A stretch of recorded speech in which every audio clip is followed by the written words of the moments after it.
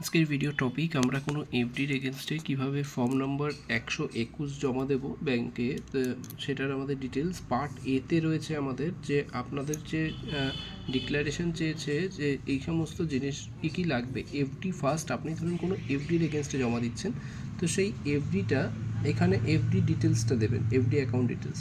এবার এফডি যে অ্যাকাউন্ট নাম্বারটা রয়েছে, যে এফডি করেছেন সেইখানেই লেখা আছে, এফডি অ্যাকাউন্ট নাম্বারটা এখানে মেনশন করবেন।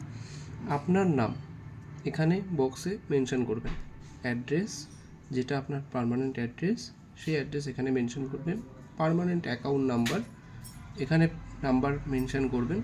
তো স্টেটাস এখানে দেবেন হলো ইন্ডিভিজুয়াল, রেসিডেন্ট স্টেটাস রেসিডেন্ট।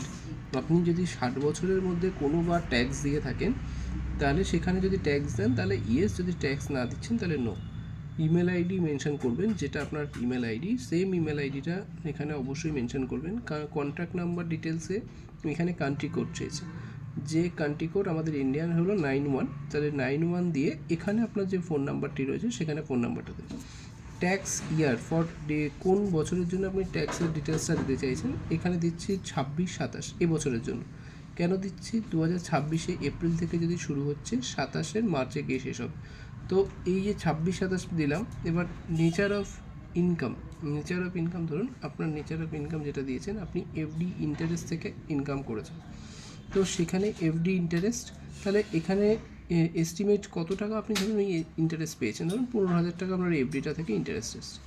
তো এখানে জিজ্ঞাসা করছে 121 নম্বর ফর্মটা আপনি কি এই একটাই জমা দিচ্ছেন নাকি আরও জমা দিচ্ছেন। যদি দিচ্ছেন যে আরও জমা দিচ্ছেন তাহলে এখানে দেবেন ইয়েস। তাহলে বলছে কতগুলো 121 ফর্ম জমা দিয়েছেন, আমি বললাম দুটো। তাহলে টোটাল যদি দেখি তাহলে টোটাল আমার ওই দুটো যে দিয়েছেন তার ইন্টারেস্ট কত পেয়েছেন, ধরুন 30,000 টাকা পেয়েছে। তাহলে এই 30,000 টাকা আর এই ফর্মটার 15,000 টাকা, টোটাল হলো কত, 45,000 টাকা। তাহলে সেম এখানে 45,000 টাকা মেনশন করুন। তো এইখানে যে জিনিসটি দেবেন যে আপনার টোটাল এবছর আপনি কত টাকা ইনকাম করেছেন। তাহলে টোটাল আমি যদি দেখি যে এখানে আপনি ইনকাম করেছেন ধরুন 5 লাখ টাকা আপনার স্যালারি বা কোথা থেকে হোক, আর 45,000 টাকা আপনি ইন্টারেস্ট পেয়েছেন, তাহলে আপনার টোটাল ইনকাম 5,45,000। তো সেম এটার সঙ্গে সঙ্গে এখানে একটা ডিক্লারেশন চেয়েছে যে এখানে আপনার নাম দেবেন, এখানে আপনার প্যান নাম্বার দেবেন।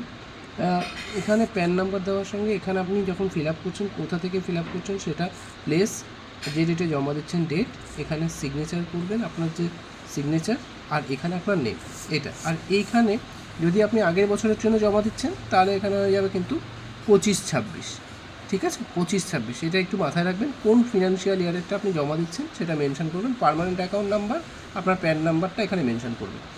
ওকে, তো এইভাবে ফর্ম নম্বর 121 জমা করতে হবে, এই হলো তার প্রসেস। যদি কোনো জায়গায় বুঝতে কোনো জায়গায় অসুবিধা হচ্ছে সেটা অবশ্যই জানাবেন, তাহলে আমরা সেটা কমেন্টে অ্যান্সার দেওয়ার চেষ্টা করব।